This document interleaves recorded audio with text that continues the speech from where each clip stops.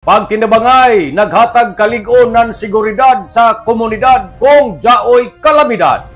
Si Provincial Governor Lyndon Barbers Malipadon nga nagapasalamat ngadto sa tanang mga mayores, sanan mga municipal officials, hipi sa MDRRMO, CDRRMO, mga barangay official, labi na sa Provincial Disaster Risk Reduction and Management Office kon PDRRMO, na tagapanguyuan ni Mr. Cicero Cosme Jonex Tripoli, ingon man ang DepEd sa ila paggamit ng mga eskwelahan sa ilang dakong tabang na mapanalipdan sa kapeligro ang katawan sa matag lungsod yatong niaging bagyong Tino.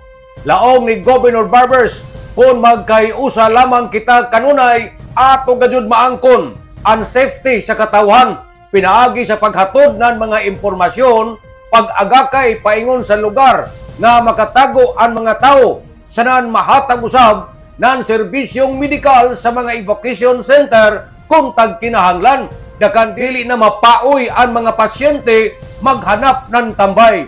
Kung mahinumduman, si Governor Barbers kanunay nagpaabot sa mga labas na mga impormasyon kabay na nadyagan sa bagyong Tino, pinagi sa ida FB page live na siya nagpasabot kanatong katawang Surigao-non. Ijadajon taghatagan ng aksyon ang hangjo ng katawan pinaagi sa pagdeklarar wayay klase sa tanan ng mga eskwelahan, pangpubliko man, sanan sa pribado, sanan wayay trabaho sa gobyerno, sanan sa pribado. Yay!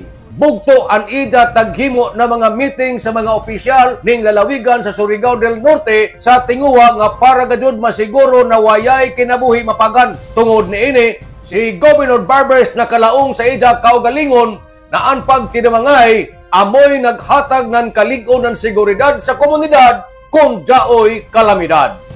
Nanukad gikan diri sa Kapitolyo ini si Marix Sinners Marconsim Vlogs, Mario Conales Simorlan Mulaong. Salamat, maradyaw na adlaw natong tanan.